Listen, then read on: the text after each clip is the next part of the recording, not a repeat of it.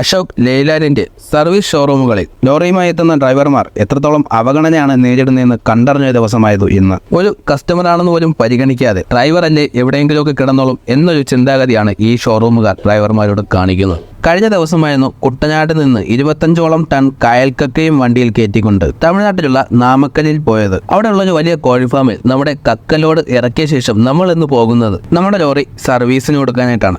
Normal service ആയിട്ടുള്ള oil change, filter change, cleaning അങ്ങനെ തുടങ്ങിയ ജനറൽ ചെക്കപ്പിനായിട്ടാണ് നാമക്കലുള്ള അശോക് ലെയ്ലാൻഡിന്റെ ഷോറൂമിലെത്തിയത്. രാവിലെ 6 മണിക്ക് തന്നെ നമ്മൾ സർവീസ് ഷോറൂമിന്റെ മുന്നിലെത്തിയെങ്കിലും ഓഫീസിൽ ആളില്ലാത്തത് കൊണ്ട് 9 മണിക്ക് ശേഷമാണ് നമുക്ക് ഗേറ്റ് എൻട്രി ലഭിച്ച് നമ്മൾ അകത്തോട്ട് കയറുന്നത്. അധികം താമസിക്കാതെ തന്നെ ജോബ് കാർഡെല്ലാം തയ്യാറാക്കി നമ്മുടെ വണ്ടി സർവീസിന് കയറ്റി വർക്കും സ്റ്റാർട്ട് ചെയ്തു. ഇനി നമ്മൾ വണ്ടീൻ്റെ അടുത്ത് നിൽക്കേണ്ട ആവശ്യമില്ല. പണി പൂർത്തീകരിച്ച് വണ്ടി കൈ കിട്ടാൻ വൈകുന്നേരം 6 മണിയോ ആകുമെന്നാണ് പറഞ്ഞത്. അതുകൊണ്ട് ബോറടി മാറ്റാൻ ആദ്യം വർക്ക്ഷോപ്പ് ഒന്ന് ചുറ്റിക്കറങ്ങാമെന്ന് വിചാരിച്ചു.